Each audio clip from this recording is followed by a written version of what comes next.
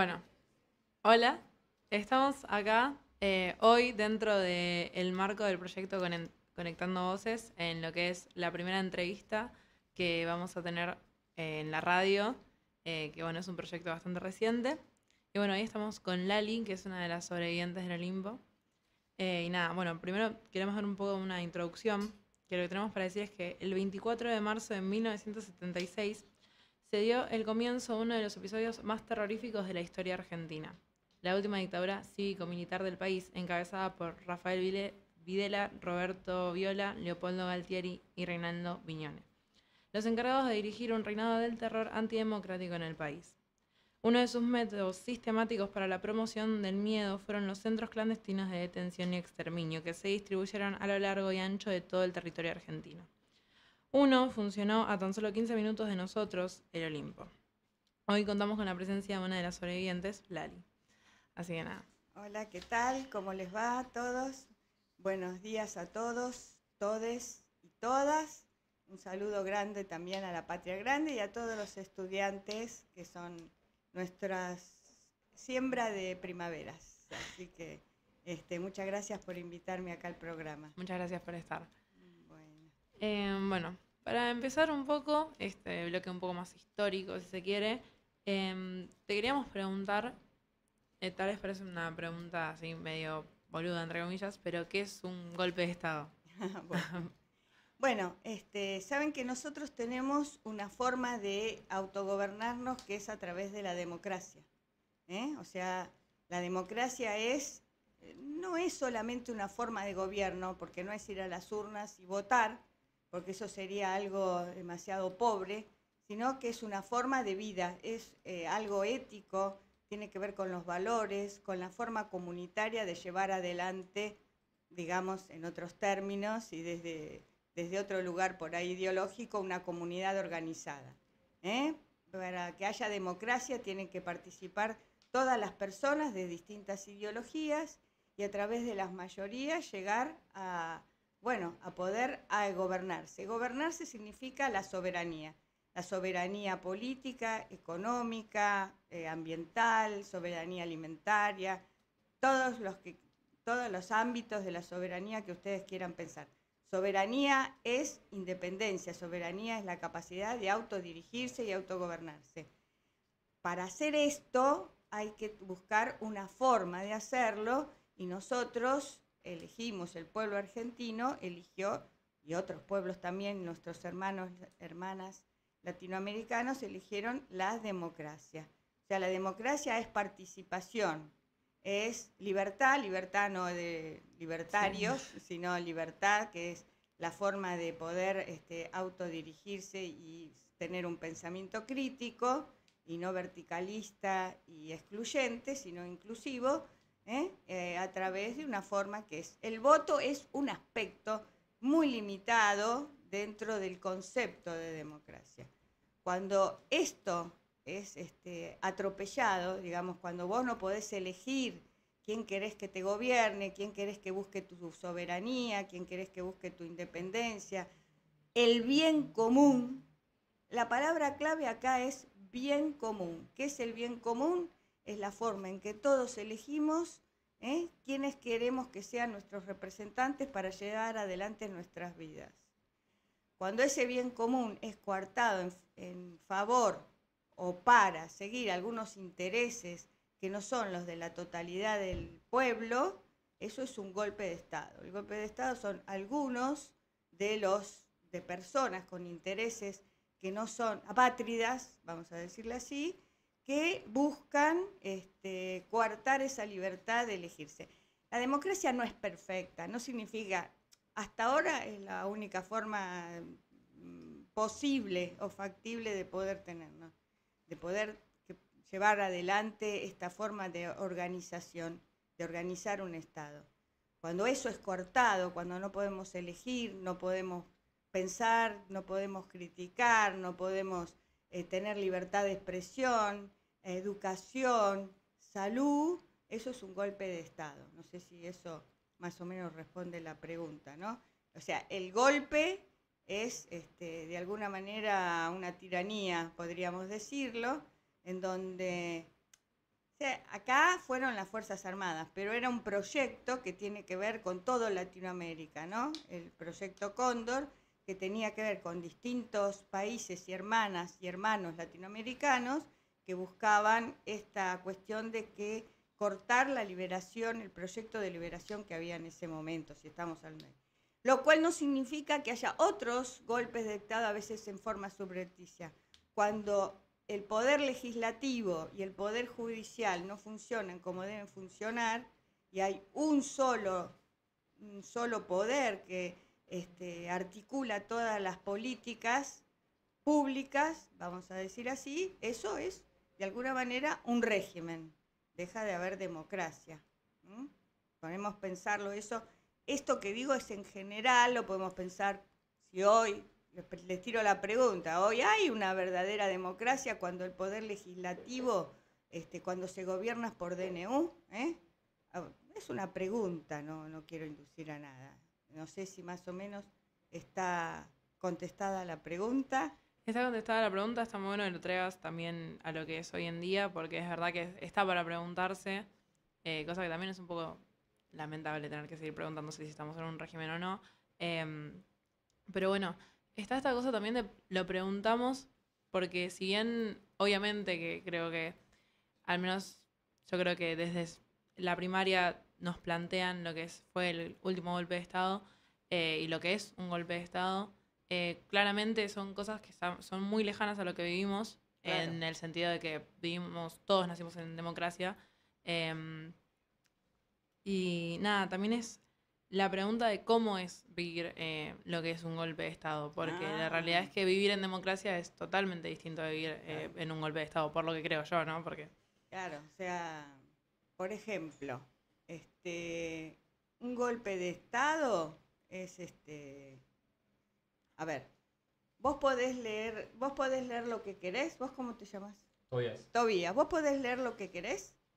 Sí, actualmente sí. Actualmente sí. ¿Podés escuchar la música que querés? Actualmente sí. ¿Podés salir a la hora que querés y volver a la hora que querés? Sí. Sí. ¿Podés criticar? Sí. Bueno, todo eso en un golpe de Estado está vedado, no se puede hacer. ¿Podés salir con otros compañeros y juntarte y protestar? Sí. Sí. ¿Podés salir a la calle y decir esto no me gusta? Sí. Sí.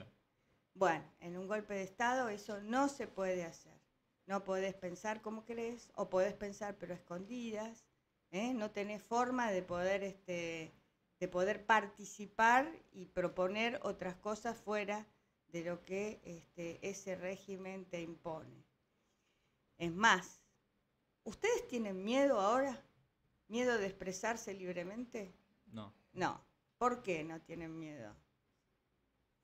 ¿Por qué? ¿Por qué no tienen miedo? Porque hay un espacio más libre, claro, de libertad, no de libertario, como dijiste vos, para poder expresarnos y decir las cosas sin el temor tal vez a la represión o a la desaparición o a, qué sé yo, a sufrir las consecuencias. Claro. De hecho, están haciendo una radio y pueden expresarse. Bueno, imagínense que todo eso en un golpe de Estado no se puede hacer. Lo que hace el golpe de Estado no es tener miedo, porque tener miedo tenés un objeto determinado y decís, bueno, yo tengo miedo a esto, voy y lo enfrento. Pero cuando eso te da angustia y pánico, porque podés perder la vida, eso es lo que siembran. Bueno, no sé si puedo hacer alguna comparación con ahora. Por ejemplo, vos salís a la calle y como hoy en día criminalizan a los dirigentes sociales porque te llevan preso, el día de mañana vos qué vas a decir, y no salgo a la calle porque me pueden llevar preso. Bueno, eso era algo común en esa época, ¿no es cierto? Pero más que, bueno, no sé si además la época que yo viví no era todo golpe de Estado, nosotros construimos cosas, ¿no? Por eso hubo un golpe de Estado, por haber construido cosas que tenían que ver con el bien común y una vida mejor, que estaba en contra de los, no sé por qué, ¿no? Pero siempre hay una ola en contra de los intereses populares, ¿no? Sí, yo tampoco lo entiendo. Pero parece que no es como algo que se busca antes que el bien común, el bien de algunos. Sí, esta cosa individual. Sí, lo que pasa es que fíjense, si yo tengo una torta y acumulo todos los pedazos de la torta, hay alguien que se queda sin nada. Bueno, eso pasa en los regímenes no democráticos, ¿no? No sé si también está todo el tema de lo que se hacía en esa época. No sé si eso les interesa que hable o no. Ustedes cuéntenme qué quiere que les diga, sí. Bueno, sí, te quería preguntar sobre, bueno, los métodos represivos y, bueno, de castigo, vamos a decir, que aplicaba el gobierno de facto en ese momento, como por ejemplo el Olimpo. ¿A qué tipo de personas llevaban ahí? ¿A quién, digamos, elegían? Bueno, en ese momento había movimientos estudiantiles, movimientos universitarios, movimientos villeros. Yo pertenecía a un movimiento que era Cristianos para la Liberación.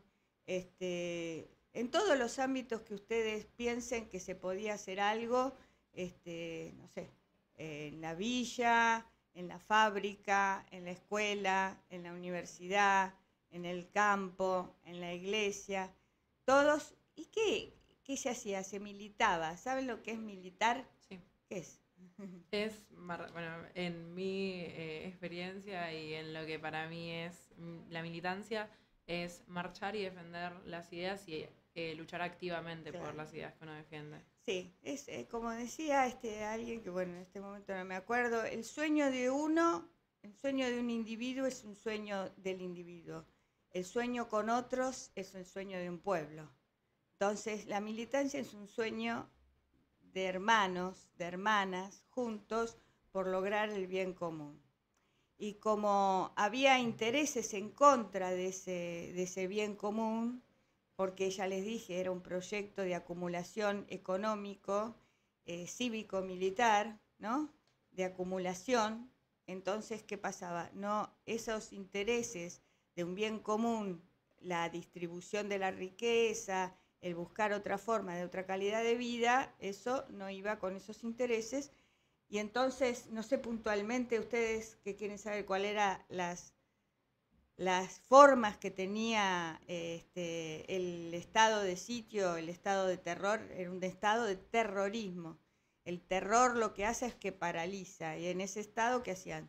Entraban a las casas, se llevaban a las madres, a los chicos, se los llevaban a esos centros clandestinos, se llevaban a niños, a mujeres embarazadas, a mujeres no embarazadas, a hombres, a adolescentes, a todos aquellos que, bueno, ellos consideraban peligrosos, entre comillas, para el proyecto que ellos tenían. Y se los llevaban a esos centros clandestinos. Yo me acuerdo, por ejemplo, a la noche no se podía salir, estaban los autos verdes que iban por la calle.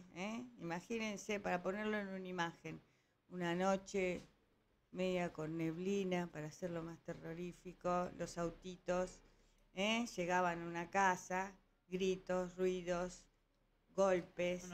Un horror. De repente esa gente salía encapuchada y las personas que estaban en esa casa salían también encapuchadas y atadas y se las llevaban. ¿Y dónde estaban? ¿Dónde se las llevaban?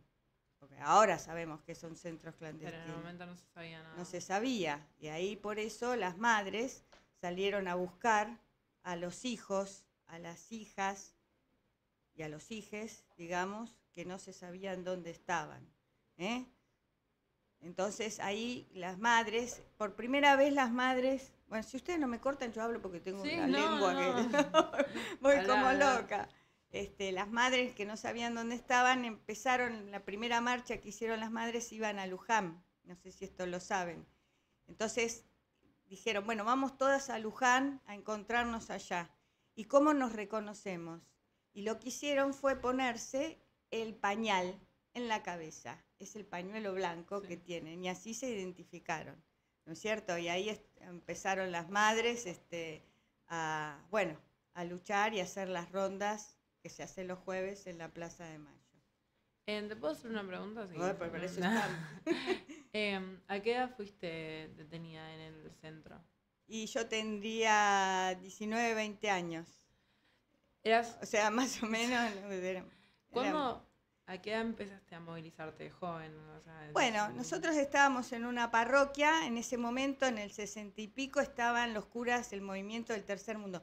Si me extiendo mucho, ustedes me avisan, porque yo sé que los tiempos de la radio, tenemos un programa de radio, paso mi chivo, Radio Sí, sí. Presente, en el ex Olimpo, Radio Presente, que hay varios programas.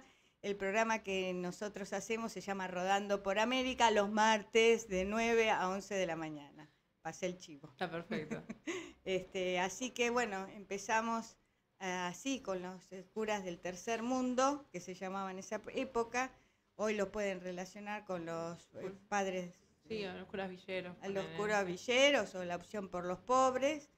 Y bueno, y ahí después participé de la UES, la Unión de Estudiantes Secundarios, que luchábamos. ¿Por qué luchábamos? ¿Qué es luchar? ¿Qué se creen que es una batalla hollywoodense? No, es luchar porque haya un centro de estudiantes. ¿Por qué luchar que haya un centro de estudiantes? Para que todas las voces sean escuchadas, para que se escuche la voz de los directores, la voz de los profesores y la voz de los alumnos, sus requerimientos, ¿no? Luchábamos por la enseñanza de la sexualidad, que en ese momento era un tabú, ¿eh? ¿Cuáles eran las cuestiones o sea, no se hablaba de eso, eso estaba vedado. Luchábamos por la enseñanza de eso. Luchamos, como los chicos, la noche de los lápices, ¿saben? Luchaban por el boleto estudiantil. Hoy ustedes tienen el boleto estudiantil. Bueno, se luchaba por esas cosas, ¿no es cierto? Por hablar de historia, por cuánto hubiéramos dado por tener un programa así, ¿no? De poder decir e invitar a nuestros invitados. Así que bueno, esa era un poco nuestra lucha.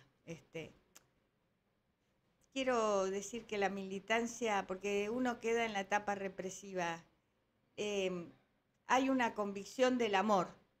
La militancia es la convicción del amor. Es la convicción de que solos nada se puede. Es la convicción de que tenemos que hacer con otros. Esa es lo más importante. Claro, esta cosa como que el pueblo moviliza mucho más que uno solo, ¿no? Por ¿Cómo? ejemplo, Perdón. Que el pueblo moviliza más que una sola persona, o sea, juntos se moviliza mucho más. Claro, digamos, es como cuando, si tenés la cosa de la Biblia, si tenés un palito lo rompés, si tenés muchos palitos juntos no lo rompes. Pero además porque el bien nunca es solitario, el bien nunca es solitario, el bien es comunitario, ¿no es cierto? Eso es así porque el amor es siempre... Está bien que uno se tiene que amar a sí mismo para amar a otro, pero el amor es siempre con otros. Eso es amar, ¿no? Es la esperanza de juntos. Yo siempre pongo la idea de esto. Si uno ve una gotita, es una gotita, un flush. Pero muchas gotitas juntas es la catarata. Y la catarata tiene esa fuerza de caída, que son muchas gotitas juntas y que hacen energía. Eso es la energía, muchas gotitas juntas, ¿no? Yendo hacia el mismo lugar, por supuesto, pues vamos todos para distintos, tiene que ser un coro, ¿no? Con distintas voces, con diferencias, sí. Sí, bueno, pasando a un tema más, quizás no actual, sino hace bastante tiempo ya, la gente que niega el terrorismo de Estado, ¿qué pensás sobre eso? Y bueno, ¿y cómo te sentís también? Bueno, el negacionismo, nosotros sabemos que, por ejemplo, el negacionismo está prohibido, para decirlo entre comillas, prohibido en Alemania, ¿no? El negacionismo es impulsar la no historia, la no memoria, la no verdad, la no justicia. Porque quien no... Imagínense una persona sin memoria, no sabe quién es. Negar, si una persona no sabe de dónde viene, tampoco sabe hacia dónde va. Vos tenés tu historia de que tenés un nombre, sabés que naciste en un lugar, sabés que estudiás en un lugar, que tenés unos amigos, que tuviste unos padres. Si sabés de dónde venís, sabés qué podés construir. La historia, la memoria no es un recuerdo, la memoria es activar aquellas cuestiones de la historia que son necesarias para la vida. Negar eso es negar el futuro. Eso es el negacionismo, negar el futuro. No poder construir una historia de identidad propia. Sin identidad no somos nada, estamos disueltos. Ahora, ¿qué siento yo? Siento que los discursos del odio son, en realidad, volver a negar es hacer una apología del delito, digamos, Sí. no quiero decir esto que ninguna persona No. del derecho me esté escuchando, no quiero inculpar a nadie, pero de alguna manera el negacionismo es reivindicar historias que han no sido necesitan ser reivindicadas, además. Digo, no necesitan y no deben ser se reivindicadas. plantea, así como para cerrar, esta cosa de, por ejemplo, los desaparecidos, si son 30.000, si son 8.000, si son no sé qué número. Qué sé yo siento que esta cosa también de pensar que porque son menos es menos grave o está justificado de alguna forma es, qué sé yo, para mí es atroz, pero qué No, sé yo, vos como persona que, bueno, por lo que contaste un poco antes a nosotros, antes de lo que es la entrevista, tenés personas que están desaparecidas. ¿Cómo es que bueno, es yo soy eso? sobreviviente del Olimpo, lo cual significa que estuve desaparecida un tiempo, hasta que vaya a saber por qué orden. Bueno, hay un libro que es de los sacerdotes que pusieron a publicar los archivos y que ahí aparece por qué, ¿no? Son todas negociaciones. El aparecer, soy testimonio que estuve en varios juicios de lesa humanidad, que es de alguna manera en donde se puede hacer justicia a los represores. Es importante, sí, el número, porque son 30.000 y tenemos que saber dónde están. Y dónde están los nietes y dónde están los hijos que no sabemos dónde están. Son 30.000, porque decir menos es no buscar los cuerpos y no saber dónde están los otros. Importa el número. Es grave 1 como 10, pero decir que son 30.000 es porque todos merecen un lugar, la familia merece un lugar donde poder saber que están sus muertos, llorar a sus muertos y glorificar con honores lo necesario de sus muertos. Un desaparecido no tiene un lugar, la familia, donde saber dónde está.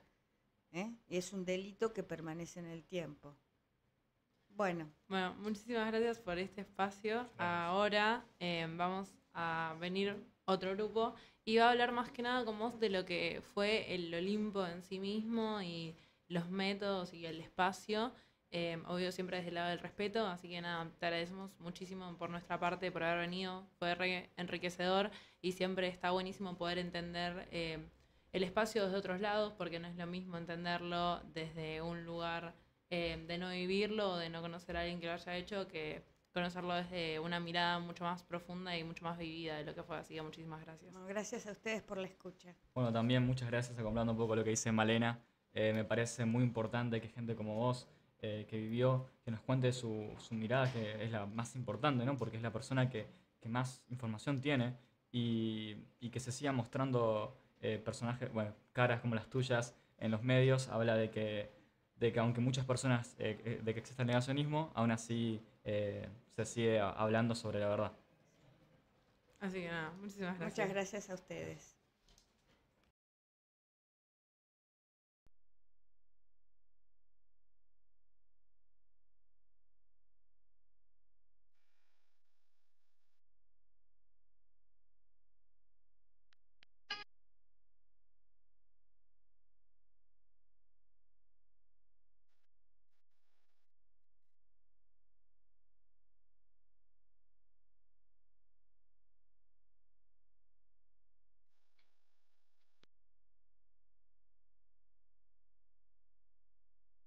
Damos inicio a este segundo segmento de la radio. Y bueno, los conductores somos Tiziana Esquivel y Lucio Ambrosio. Y bueno, nos vamos a centrar en el Olimpo como lugar. Okay. Bueno, nosotros te vamos a comentar que hace un mes hicimos una excursión a este espacio para la memoria. Nos contaron que antes funcionaba como un predio perteneciente a la División Automotores de la Policía Federal y durante la última dictadura cívico-militar funcionó como un centro clandestino de detención, tortura y exterminio. Este es uno de los más de 800 centros que se encontraron e incluso hay más información que nos falta y que se desconoce a día de hoy, como las personas desaparecidas, qué pasó con ellas y si hay más centros clandestinos, dónde, cómo. Sí. Igual hoy nos vamos a centrar, o sea, nos sirve la información, pero vamos a buscar el relato de cómo lo viviste. Y bueno, abriendo las preguntas, ¿cómo viviste estar en un centro clandestino? Bueno, preguntona. Sí, empezamos fuerte, Preguntón. pero de ahí Primero quiero deshilachamos. decir, antes de esto, de contar mi experiencia, que es uno de los centros que fue recuperado por el barrio. Esto es muy importante, es una información muy importante porque el barrio que escuchaba música fuerte, veía que las ventanas, si ustedes fueron, las ventanas estaban tapadas con ladrillos, veían que entraban y salían gente con autos, y fue el barrio el que empezó a juntarse y a manifestarse para recuperar el espacio para la memoria. Esto es una cosa muy importante porque además hay una mesa que funciona coordinando las actividades del Olimpo, hay gente del barrio, hay sobrevivientes y hay personas de la Secretaría de Derechos Humanos. Hay antropólogos, hay gente que revisa los archivos, funciona una biblioteca, funciona visitas, hay talleres de historia, talleres de arte, hay una radio, vuelvo a decir, radio presente, la voz sentipensante del espacio para la memoria y la promoción de los derechos humanos. Lo más importante del espacio, del sitio para la memoria es que ha sido recuperado, apropiado y es un centro para la memoria y la promoción de los derechos humanos, ex Olimpo. Eso es hoy y esto es importante, ¿no? Bueno, no es más un centro de detención, es esto y esto es lo que hay que cuidar porque hoy en día al desfinanciamiento de todos los centros, de todos los espacios de la memoria, están desfinanciándolo y están echando a gente. Y sin trabajadores no hay espacio. Es como que de repente no haya más profesores. Claro. Para desviarnos un toque del tema, queremos hacer una relación que antes de este entorno, en la pausa que tuvimos, hablamos un toque con Lali y nada, ahora van a hacer en la Plaza de la Razábal, no sé si nos querés contar un poco, Lali. No, conta. Nada, van a hacer un espacio para la memoria y que esto no se pierda, justamente lo que está pasando hoy en día, que es lo que acaba de mencionar, es un problema muy, muy importante y nada, ahora nos querríamos enfocar, volver en realidad al funcionamiento sí. Como tal, no sé. Bueno, el tema del funcionamiento en aquel momento, es importante también saber lo que es hoy, ¿no? Bueno, llegaban las personas ahí, eran despojadas de su ropa, desnudadas, torturadas, el sitio estaba dividido habían hecho porque hubo un traslado, ¿no es cierto?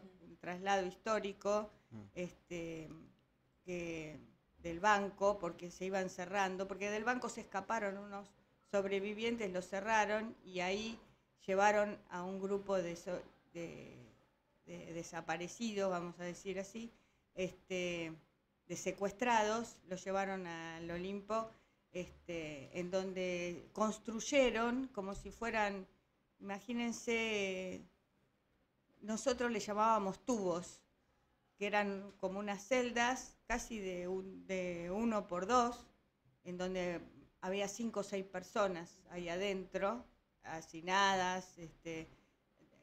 El tema es, digamos, te desnaturalizan de tu humanidad, te sacan tu humanidad, porque te tratan indignamente, tanto sea en tu corporalidad, en tu Identidad. En tu identidad también, pero porque te ponían un número, eras un número, ¿no? Cuando llegabas eras el número.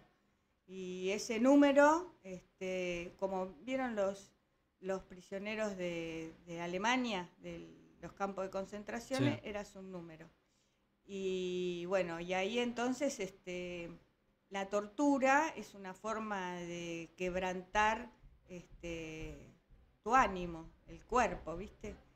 Y además la forma en que te trataban, o sea, quebrar el ser mujer o el ser varón, ¿no? Sí. Además, quiero contar que ahí había niñes, no solamente los secuestrados, porque los llevaban con sus padres, y algunos de esos niños después y niñas eran apropiados, se los llevaban a otros, bueno, sabemos que eran los apropiadores de diversos niños, había como una guardería en donde había niñes, bebés grandes, y después que los cuidaban los mismos sobrevivientes.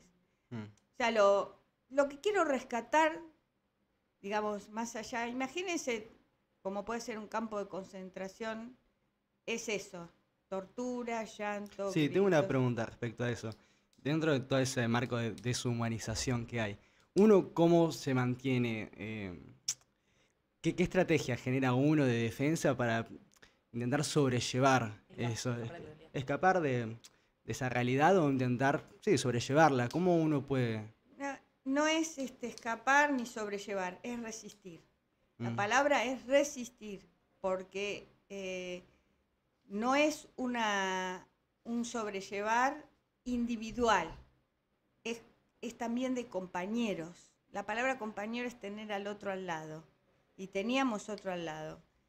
Eso funcionaba como una ciudad, había presos en los tubos, había otros que cocinaban, otros que limpiaban. Y había mucho amor entre compañeros, por ejemplo, que estaban limpiando. Les voy a contar esto. Nosotros estábamos encerrados en el tubo y de repente, por abajo de la puerta, imagínense un lugar muy chiquito, más chiquito que el baño, Sí. ¿no? Y por abajo de la puerta entró un papelito con una flor. Ese papelito con una flor era de un compañero que cocinaba o que limpiaban porque los tenían en forma de esclavos. Había yo estuve todo el tiempo con los ojos vendados adentro de un tubo, pero había otros compañeros que hacía 2 años por ahí que estaban ahí, que limpiaban, había una parte que escribían a máquina, otro que cocinaba, otro que arreglaban los muebles robados, y debajo nos mandó una florcita dibujada a mano. En medio de un tubo gris, eso es una forma de resistencia. En medio de un tubo gris, una florcita de un compañero, como la presencia del otro, para adornar un espacio de terror. O sea, esos son formas de resistencia. O, por ejemplo, pasaba otro compañero y nos tiraba un cigarrillo. Imagínense que eso, si lo llegaban a ver uno de los represores que estaban ahí, imagínense lo que le podían hacer a esa persona que tiró el cigarrillo o que tiró el dibujito. Corrían riesgo de ser torturados, y tortura es tortura, es la deshumanización del dolor. Imagínense, eso es resistir, eso es amor, es la convicción del amor de compañeros. Había muchas formas de resistencia, ¿no? La de no hablar, la de saber que estaba el otro compañero al lado tuyo, el compañero que volvía de la tortura, porque por ahí éramos 5 en un tubo y había 2 camas que eran cemento. El compañero que volvía de la tortura era el que se acostaba y los otros dormíamos en el piso. O había una compañera que hacía masaje y le hacía masaje. ¿Ven? Eso es, no era tratar de... Y hay algo que es muy importante también por ahí a nivel personal. Forjar lindos recuerdos. Pero eso cuando estás en un pozo, como cuando estás enfermo, si acumulás, si tenés un libro en tu corazón de lindos recuerdos, te ayuda también. Recuerdos de amor, recuerdos de compañeros, recuerdos de estar en algún momento lindo, eso te ayuda también. Y la resistencia que tiene que ver con el no decir para que a otro no lo casen.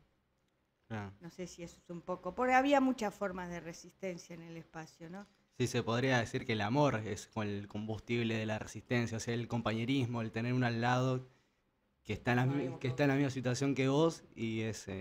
Y que a bien. pesar de todo te da ánimo, fuerza o energía para poder estar allí, tal Mm, como se puede, ¿no? Em, estar de alguna manera sabiendo que querés al otro compañero, ¿no? sí, Eso es, que lo querés cuidar. Pienso que tiene que ver, como nosotros decimos, con la convicción del amor. No se salva uno, sino pensar en el otro, ¿no es cierto? Aún estando en las peores situaciones. ¿Eso puede volver a pasar? Sí. No de la misma manera, pero puede volver a pasar. Eso es lo que tenemos que tener en cuenta, porque los lenguajes del odio y del negacionismo van creando situaciones que son terroríficas, ¿no es cierto? sí. Em, Yendo al ex Olimpo, al centro clandestino como edificio, como lugar, fue sufriendo cambios, mutaciones intencionadas y otras, sí, intencionadas desde la forma de los militares. Bueno, y hasta el día de hoy que pasó de centro clandestino a un centro cultural y de derechos humanos, que Sí. reivindica los derechos humanos. Perdón que diga, no es un centro cultural, es Bueno, el sí, espacio para la espacio memoria, para- pero sí, no es un pero centro no por cultural. el hecho de que Claro. haya una radio, que haya arte, Sí. que haya tantas expresiones Sí, de la de cultura. la cultura, por eso yo lo llamo centro cultural, pero no Claro. por nombrarlo yo. Pero, bueno, ¿qué no podés? Perdón que lo dije, lo que pasa es que cada palabra tiene un significado detrás muy fuerte, ¿viste? Sí. Es un significante. Decir que es un centro cultural es, porque además es un archivo, Mm, porque, digamos, una de las cosas importantes que hay ahí es que hay trabajos antropológicos, de excavaciones, para seguir encontrando cosas, por ejemplo, como juguetitos que se encontraron o manchas, ¿no? Sí, cuando fuimos nosotros nos hablan que hay huellas también de querer tapar, Claro. derribando paredes, usando las propias paredes para hacer un piso sobre el piso y bueno, que dentro de todo se puede tapar, pero hay huellas, hay marcas, hay cicatrices que denotan eso, que no pueden tapar la historia, que no pueden tapar lo transcurrido y lo... Claro, por eso es tan aparte. importante que haya antropólogos y gente especializada en archivos que en este momento por ahí a veces las despiden en algunos centros y esa información todavía no ha terminado la información, no es una historia muerta, es una historia viva, digamos, porque es una historia que aún no se ha acabado. ¿Cómo fue transformar un centro clandestino en, bueno, en eso, la reivindicación de los derechos humanos, un espacio de memoria? Claro. ¿Cómo fue Fue ese también camino? un trabajo de lucha, ¿no? De lucha de los vecinos, de lucha de los sobrevivientes, de un momento histórico determinado que también nos ayudó, ¿no es cierto? No, en este momento no lo hubiéramos podido hacer. Sí. Fue un momento de democracia y de reconocimiento de los derechos humanos que también se pudo hacer esa transformación. Es una apropiación del pueblo sobre un espacio que merece ser apropiado para la memoria, ¿no es cierto? Para la Sí. memoria, la verdad y la justicia. Eso es, digamos, son datos, son archivos, son manifestaciones, no son meros monumentos. Tienen historia-vida, ¿no? Sí. Historia-vida, que dan cuenta o sea, tendría que ser, por ejemplo, ustedes, ¿por qué fueron a ver? Ustedes fueron, ¿no? Sí, fuimos. Claro, ¿y por qué? ¿Por qué fueron a ver ese lugar? ¿Para qué? Eh, eh, Fue iniciativa de SEA y fue para, bueno, para recordar. Para hacer memoria, Sí. claro. O sea, para que nosotros también veamos, porque nosotros teníamos estudiado lo que sería un centro clandestino, lo que pasaba y todo, pero era mucho teoría. También teníamos Claro. que ir, ver y vivir. Lo que nos enseñaron en uno de estos espacios es que es erróneo o se siente mal decirle a las personas desaparecidas y no conocer su historia. Entonces ahí también aprendimos y vimos un poco de las personas, de la gente que pasó por el Olimpo, e incluso gente que tal vez no llegó a pasar por ahí, pero conocer su historia, su detrás, que también eran personas como nosotros, porque al decir de desaparecidos o Ellos es como Sobrevivientes. sobrevivientes, es como reducir su vida a solamente eso y tal vez fueron mucho más que lo que les pasó por algo que ellos no eligieron. Claro. Sí. Más que, agregando eso, me hiciste pensar, pero también es el hecho de verlo y estar ahí, porque si hablamos de centro de clandestino, hablamos de algo que en la actualidad, más en nosotros, nos queda muy lejos. Claro. Nos quedan años 70, años 80, que, bueno, que era otra Argentina. Nosotros estamos en otro mundo, que no es el mismo.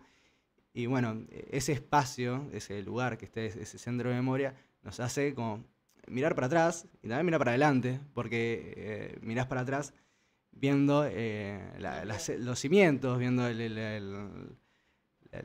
las huellas de que quisieron tapar, y mirás para adelante generando todo eso, generando un espacio de radio, generando un espacio donde hay una memoria y donde, además de eso, los vecinos lo sacan para adelante, lo reversionan, algo que es negativo a algo que sea productivo en la sociedad. Claro. Es importante esto que estás diciendo, que dicen los dos, porque es el hecho de reconstruir la historia. Vieron que hay una canción que dice, hay una historia que, digamos, está la verdadera historia, ¿no? Que canta la trova rosarina, que tiene que ver con eso, ¿no? Dicen que hay una historia oficial y una historia que es la otra historia, la que no se cuenta. Pero siempre hay algo que se cuenta, siempre hay un rostro, un rasgo, una cicatriz. Los espacios para la memoria son las cicatrices históricas que permiten saber ahí el daño que se hizo.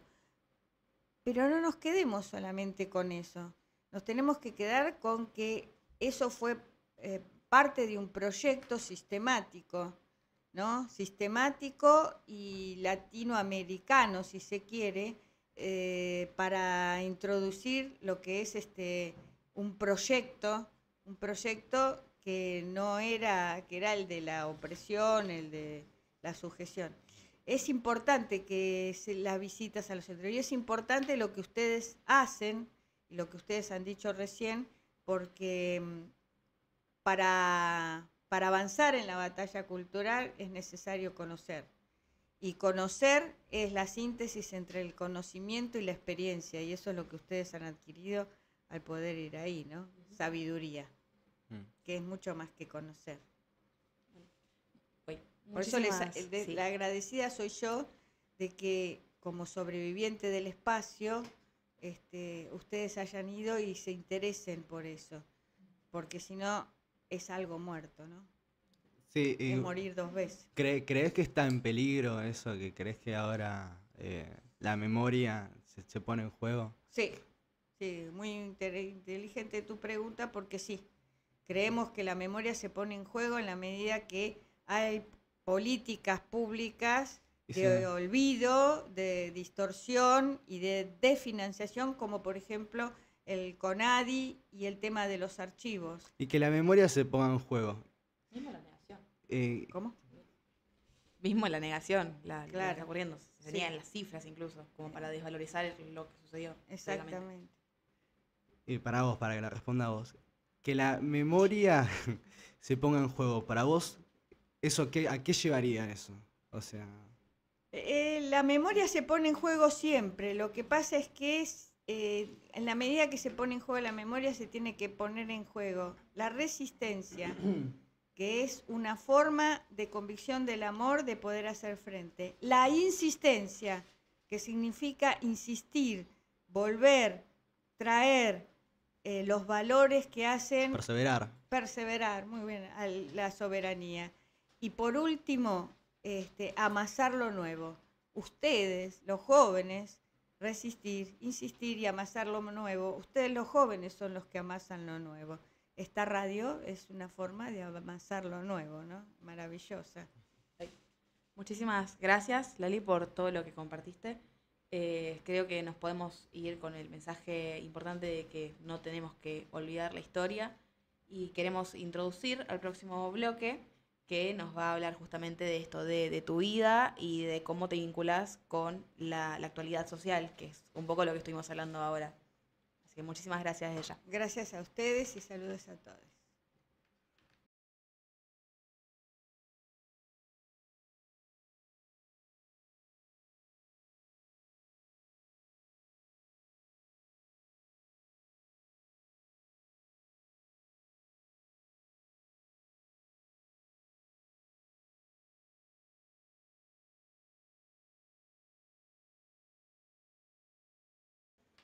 Hola, muy buenas. Acá seguimos con el bloque histórico. Yo soy Abril Angeleri, estoy acompañada de Aus Alegre de Cuarto Comá, como yo. Perdón, ¿tu apellido? Valiero. Y Matías Valero de Quinto Combe. ¿Cómo? Valiero. Valiero de Quinto Combe. Seguimos acá con Lali. Le vamos a hacer más preguntas sobre ella, sobre un poco lo que vivió y sobre también su actualidad. Lo que nosotros hablábamos antes de entrar al aire, acá un poco en la mesa y entre nosotros tres, es que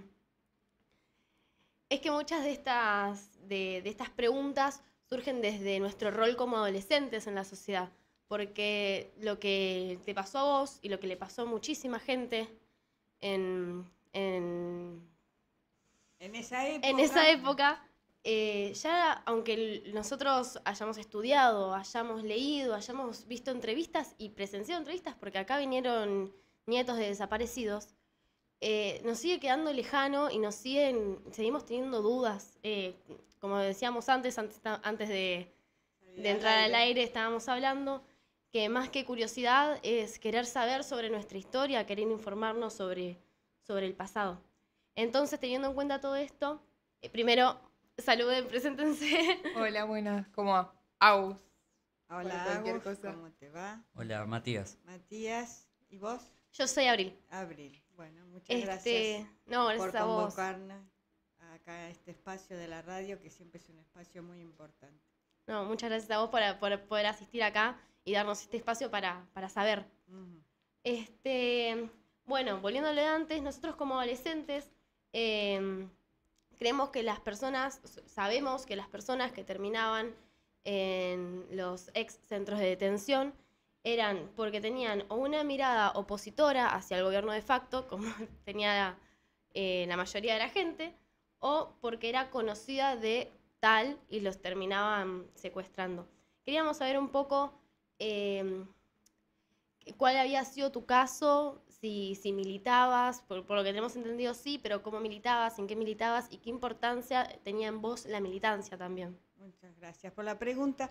Quiero decir que además también eran negociados, ¿no? No solamente a conocidos, de gente que hacía, por ahí eran cualquier persona que parecía sospechosa, entre comillas. Imagínense que estaba prohibido los libros de María Elena Walsh. Sí, ¿no? lo sabemos. Los libros de matemática, porque venían de Rusia, estaban prohibidos, habían sido quemados. Así que todo aquello que parecía sospechoso era de alguna manera que tenía que desaparecer de la historia argentina, ¿no? Y también porque hubo negociados económicos. Recuerden el caso del papel, ¿no? Que es tan conocido. Sí. Bueno,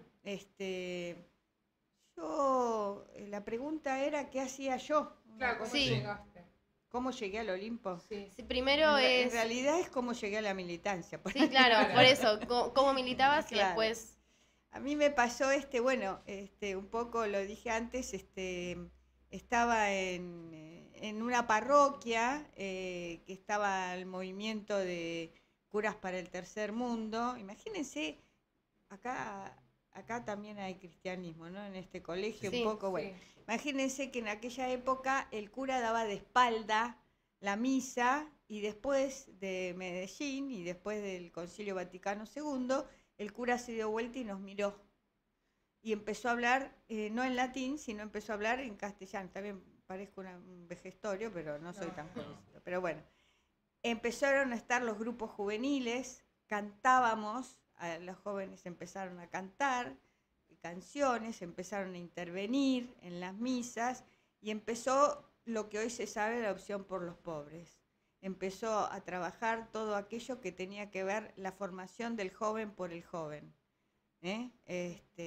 No eran los grupos juveniles mixtos, que antes no, estaban las mujeres por un lado, los varones por el otro. Claro. Parece que se contagiaron de algo, no sé. Pero bueno, después todo ese movimiento y empezamos a trabajar en los sectores más vulnerables, en villas, ¿qué hacíamos? Recogíamos las falencias o los problemas que había en los barrios. Necesitaban profesores, íbamos de profesores. Necesitaban ropa, juntábamos ropa. Yo me hice voluntaria del Centro de Rehabilitación del Lisiado, donde conocí a Pepe, que lo habrán conocido ustedes como un caso emblemático porque era lisiado, y una de las hijas, Claudia Poblete, que es una de las apropiadas que fue recuperada, ¿no es cierto? Así que bueno, ahí lo conocí a él y empecé también a trabajar un poco con los lisiados, y después, bueno, era todo un movimiento que tenía que ver con los cristianos para la liberación. Claro. Uno se pregunta, ¿qué hacías? Ayudar, facilitar, dar la mano al otro. Como dice la canción, dale la mano al otro, dale que te hará bien. Y bueno, es un bien compartido, ¿no? Porque cuando vos ayudás, te ayudás, y de alguna manera vas formando redes de solidaridad. Y bueno, eso es lo que hacíamos, formar redes de solidaridad, porque sabíamos que cuando... Después participé también en la UES, en el centro de la Unión de Estudiantes Secundarios. ¿Qué hacíamos? Bueno, un poco lo dije antes, ¿no? Luchar para saber más sobre la sexualidad, tener centro de estudiantes. No sé si ustedes acá tienen centro de estudiantes o no. No, Tenemos un grupo de delegados. Bueno, pero eso se burocratizó, yo lo que veo en lo contemporáneo. Es el lugar de la palabra del estudiante y eso lo tienen que recuperar, ¿no? Porque si en ese momento no teníamos educación sexual, el centro de estudiantes luchaba para la educación sexual. Supongo que hoy hay otras necesidades que también tienen los estudiantes y la forma de hacerlos a través de los centros de estudiantes. Bueno, eso fue la militancia. La militancia, lo voy a decir de una forma poética, es como lo dice la canción, una canción de Benedetti, es de las derrotas crear primaveras, ¿no? O sea, crear primavera. La primavera siempre es una apertura a la vida y es una apertura a la esperanza, es una apertura a la alegría. Era, digamos, tener la necesidad de... Pero era ayudar, y además nosotros teníamos mucha lectura, estudiábamos, no era salir a dar clase o salir a buscar aquella necesidad que había en el barrio o en el estudiante o en el cristiano, sino que era también una autoformación permanente, ¿no? Sí. De estudiar, ver, etcétera. Vos, cuando te secuestraron, ¿llegaste sola o fuiste acompañada? Perdón, no se me escuchó. Acompañada por los milicos, bueno. Claro, por los milicos. No. Pero, ¿fue a un ver, grupo, digamos, o fue en solitario? A ver, yo llegué a mi casa Sí. que nosotros nos casamos muy jóvenes, Sí. tenía un hijo de 1 año, y entré a mi casa y vieron como en las películas que entran a caer personas de los techos Sí. con máscara, digamos, Claro. no sé, con máscara, encapuchados, y ahí nos llevaron en los autos. A mi hijo también, yo escuchaba la voz de mi hijo, no se puede, que tenía 1 año, 1 añito, lo llevaron también al centro. No saben la desesperación que tiene, bueno, yo digo una madre, un padre, ¿no? De escuchar a tu hijo gritar y que de repente te lo arranquen de tus brazos y que no sabes dónde va a ir a parar. Claro. ¿no? Porque uno con su cuerpo, con su vida, te las arreglás. Pero con tu hijo, ¿qué pasó con tu hijo? ¿Dónde está? Y sentías los gritos como si él era bebé, ¿no? Y como si él hubiera sabido que algo estaba pasando. Porque es una situación... Mi hijo tuvo... porque nosotros vino el turco Julián, ¿no? Y que tenía barba. Y mi hijo cada vez que veía a alguien con barba se ponía a llorar y a gritar. Pobre. Era una cuestión... Ah, tu pareja también la secuestraron en el mismo... Mi pareja también la secuestraron esa misma noche. Llegábamos a mi casa, a la casa, y nos secuestraron a los 3. Y te hago una consulta. Vos, en la sociedad en ese entonces, supongo que no se hablaba del tema, pero ¿sabías algo previo? ¿Sabías que te estaban buscando? ¿O fue todo muy inesperado? No, se sabía eso. O sea, se sabía, eso es el tema del terror y del pánico. La gente sabía, porque la gente salías a la calle y veías un auto que en la esquina secuestraban gente. No era una cosa, la gente sabía, yo de tal manera que después a nosotros nos robaron todos los muebles, toda la ropa. Cuando yo salí, que estuve después con libertad vigilada o secuestro vigilado, como quieran saber, no tenía nada más que lo puesto, que no sabía de quién era, no tenía nada de nada. Decir, mi prima agarró su placar, abrió la puerta y me dio ropa, no tenía nada. Nos robaron absolutamente todo, la ropa del bebé también, todo. Así que quedamos en nada. Nos ayudó la familia, por supuesto. Pero sí, es difícil de entender, a mí me costó entender. Cuando salió la película La Historia Oficial, bueno, ustedes son muy jóvenes, no sé si la habrán visto o no, pero es una historia que mostraba esa época. La gente decía, ¿cómo pasó esto? Claro.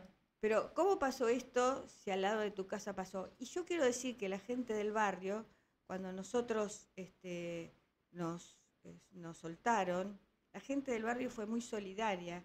Nos venía, nos traía una fruta, nos venía y nos traía una ropa. Y con el miedo, ¿no? Porque también porque era arriesgarse. Sí, y además fue una situación muy solidaria y eran muchos españoles que le hacían acordar al franquismo. Mirá. Y ellos que venían de España por el franquismo, esta situación les hacía acordar al franquismo. Hay relación entre una cosa y la otra. Sí. Hay relación y hay siempre continuidades y discontinuidades, ¿no?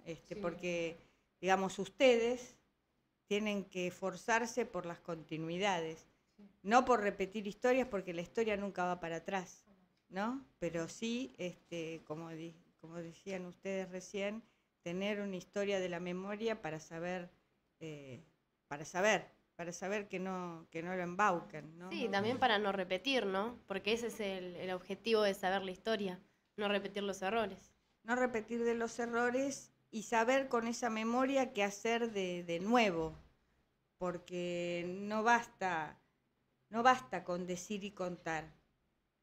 No basta con decir y contar. Contar es necesario para saber, para que no haya negacionismo. Obvio. Pero también hay que construir. Estamos en un momento muy difícil, hay que construir cosas nuevas.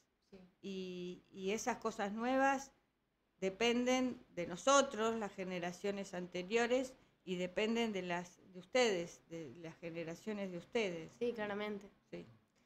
Perdón, sobre lo que dijiste de las películas, me interesa saber tu mirada sobre eso. ¿Sentís que fueron fieles a lo que pasaba?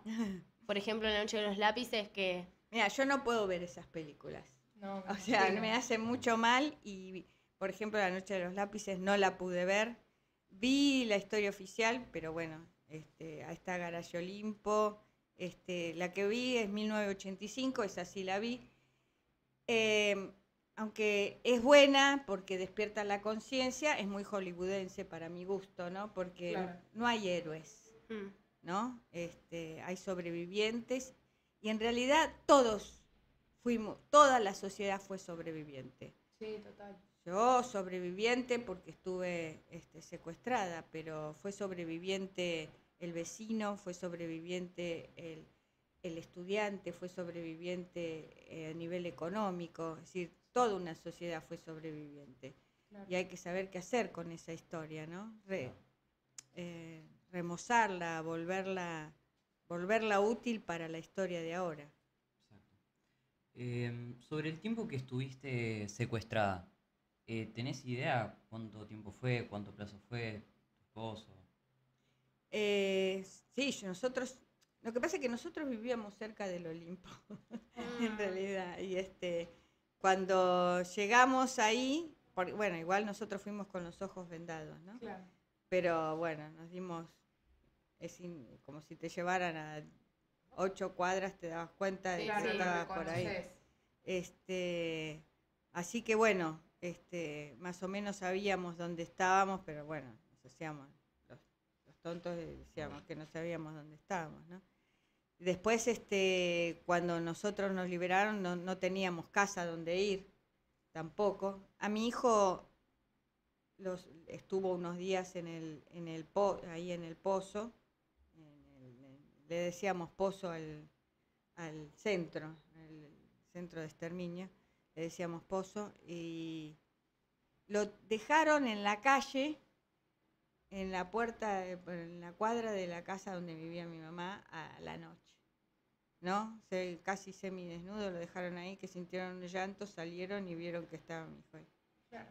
Y imagínate que nosotros estuvimos ahí adentro sin ver, ni saber el aire, ni saber si era de día, de noche, no sabíamos qué día estábamos viviendo, nada, era como vivir en la nada misma, ¿no? Sí. No sé si esa era la pregunta, me perdí. ¿Por un cuánto poco. tiempo fue? Y habrá sido, nosotros estuvimos 2 meses, poco tiempo. En realidad hubo gente que estuvo años. Sí. Lo que pasa es que el Olimpo se cerró en enero.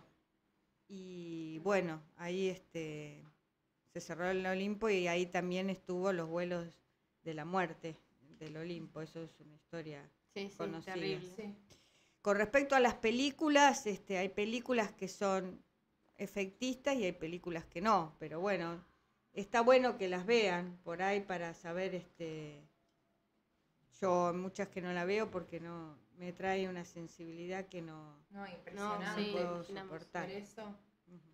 No, sí, igualmente están buenas para también refrescar un poco esto de la concientización, de la memoria, porque, bueno, ahora no asumimos que sí, que estarán basadas en cosas reales, pero... Hay una no. película muy buena que ahora están pasando en el Gomón, que se llama, creo que Renovación, o no sé cuánto, no me acuerdo bien el nombre, pero está a las 5 de la tarde, vayan a ver porque son todos testimonios de nietes, así que se las recomiendo para que la vayan a ver, que está muy buena. Y hay libros, ¿no?, de hijos y de nietos, o sea que es bueno eso que se divulgue. Sí, esas vivencias. Te hago una consulta.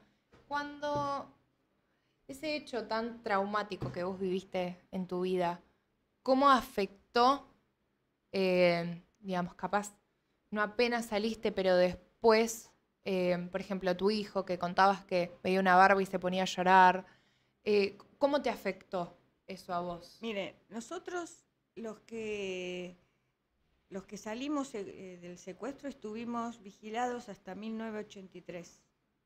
O sea, no es que salimos Y chao. quedaron libres, claro. Nosotros teníamos que todos los días llamar por teléfono, o nos llamaban por teléfono, o nos decían, vengan que los queremos ver, teníamos que salir corriendo para que nos vean, nos amenazaban, o sea, escondíamos a nuestros hijos cuando ellos venían a nuestras casas. Claro. O sea, eso fue durante, imagínense, 5 años, Sí. ¿no? Eso fue terrible porque todos los días tener cuidado con nuestros hijos. ¿Y qué hicimos? Teníamos 2 posibilidades. Irnos, no queríamos irnos porque decíamos, si nos vamos, pueden tomar represalias con nuestros familiares. Claro. No. Nos quedamos. ¿Y qué hacemos? Y bueno, dijimos con mi pareja, apostemos a la vida y tuvimos un hijo. ¿No? Yo al principio perdí un hijo por el tema de la tortura, Claro. después pude quedar embarazada, tengo 4 hijos. Qué lindo. Y cuando yo estaba en el pozo, como yo soy profesora de guitarra también, me hacían cantar, me obligaban a cantar con la guitarra, Claro. que después nunca más pude tocar la guitarra. Pero, espera, No. siempre hay los hijos, mis hijos hoy son músicos. Qué lindo. Mirá. O sea, siempre, como la canción que pusieron al principio, ¿por qué cantamos? Cantamos porque los sobrevivientes y nuestros muertos quieren que cantemos. Mm. Y cantar, el tema es, a pesar, es difícil en esta época tener el ánimo, ¿no? El ánimo suficiente para poder resistir, insistir y amasar lo nuevo, pero hay que buscar momentos donde poder juntarnos y abrazarnos y saber que desde ese abrazo compañero podemos buscar algún sol, alguna primavera, algún amanecer, ¿no? Sí, es hermoso lo que decís, Lali, porque es una realidad. Y nos interesa también saber cómo hoy vivís lo que te pasó. Notamos que es desde un lugar de concientizar, pero en tus palabras, ¿cómo lo seguís viviendo? Bueno, si es bueno, tenemos el espacio para la memoria, hay que ocuparlo. O sea, hay talleres de historia, hay talleres de murga, hay talleres creo que de guaraní, Mirá. hay talleres de sikus, hay talleres de tejido, hay talleres de literatura, bueno, está la radio, están las visitas, que es importante que se hagan visitas. Eso es algo importante para el centro, porque en la medida que el centro esté ocupado, hay algo hermoso en el centro que es un parque hermosísimo, ¿no? Donde estaba el terror nació la vida del parque, y eso es importante también para que la gente vaya, se pueda hacer autoguiado, ¿no es cierto?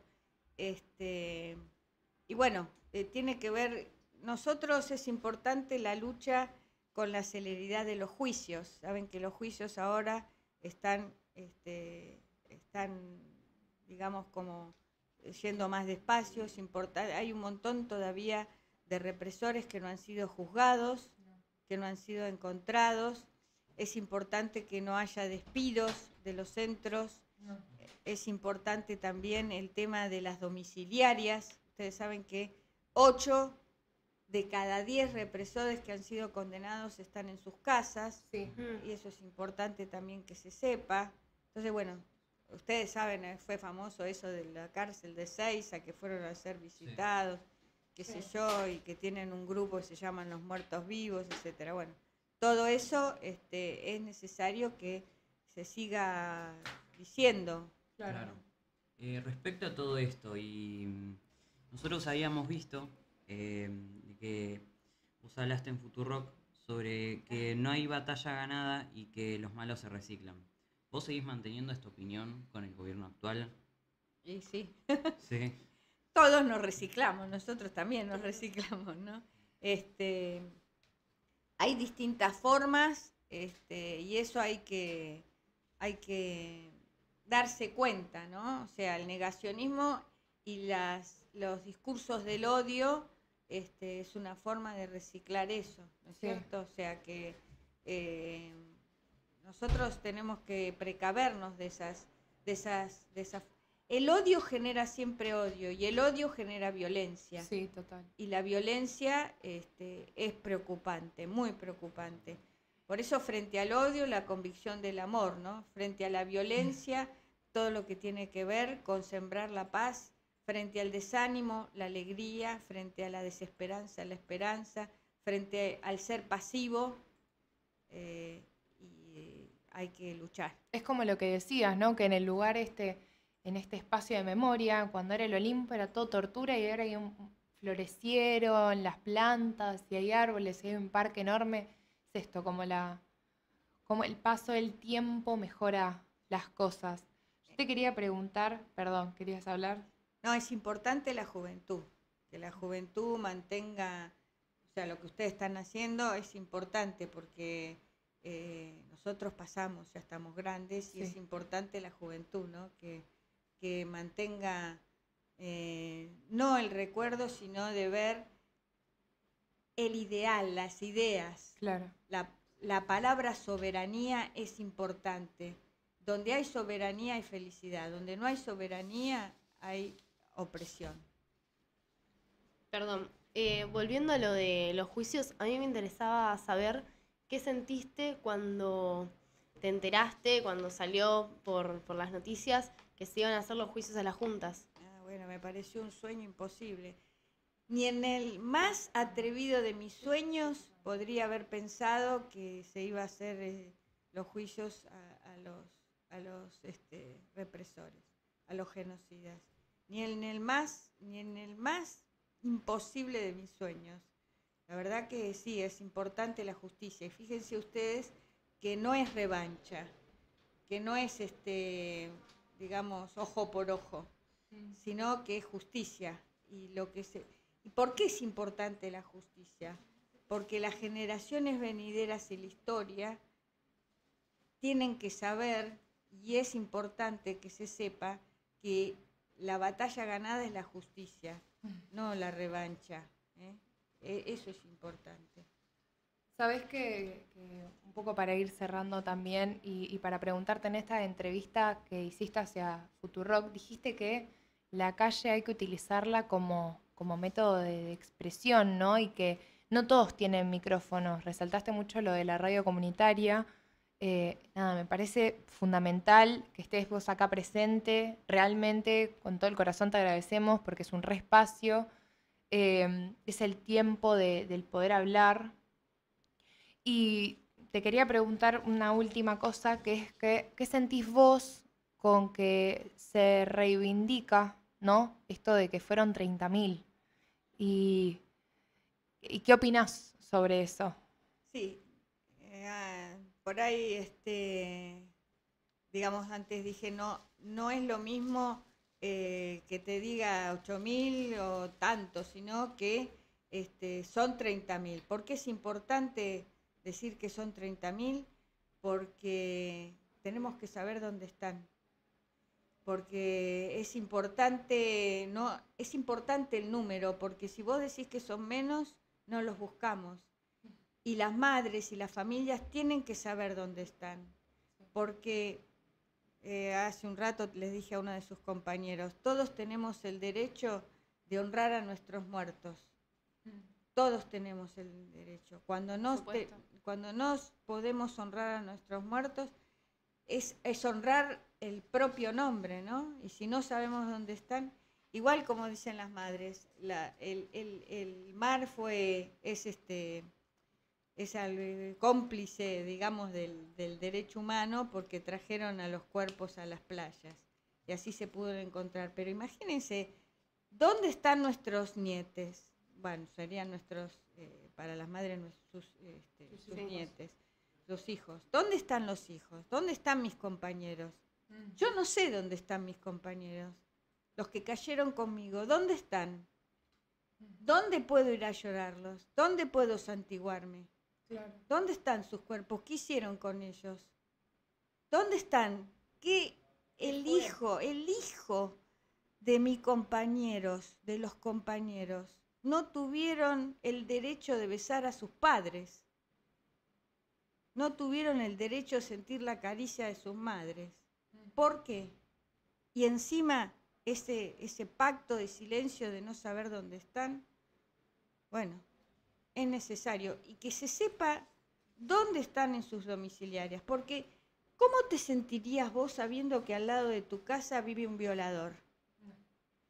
Bueno, estas personas han tirado gente viva al mar, se han apropiado de sus hijos, han violado mujeres y varones. ¿Y entonces qué? Necesitamos justicia, nada más. Justicia. Y saber dónde están. Por eso, digamos, no sé si ya vamos. Hay que ir cerrando, por eso yo quiero decir, quisiera que me acompañen con esto, ¿no? 30.000 compañeros desaparecidos, presentes, ahora y siempre. Totalmente de acuerdo. Bueno, gracias, Lali, realmente. Perdón, ¿no? Mis compañeros capaz querían preguntar algo, pero realmente muchas gracias por el espacio. No, gracias a ustedes por la palabra. Me da piel de gallina escucharte, la verdad, porque es un hecho que nosotros como estudiantes y una generación tan nueva lo ve como un hecho tan lejano que realmente es muy importante que se sepa que esto todavía sigue y más ahora que se quiere reversionar la historia, un suceso que se quiere volver para atrás, que realmente no hay que volver para atrás, que retroceder, hay que seguir y hay que buscar justicia y es lo que no se está haciendo y es lo que se juzga, ¿no? Lo que quieren negar realmente. Entonces, este espacio que se está creando, este programa que nos diste, la verdad que es muy importante para nosotros. No, gracias. Te queremos dar un presente por parte del colegio. Muchas gracias. A ver, vamos a ver qué es. Así le decimos a la audiencia. ¡Wow! Bueno.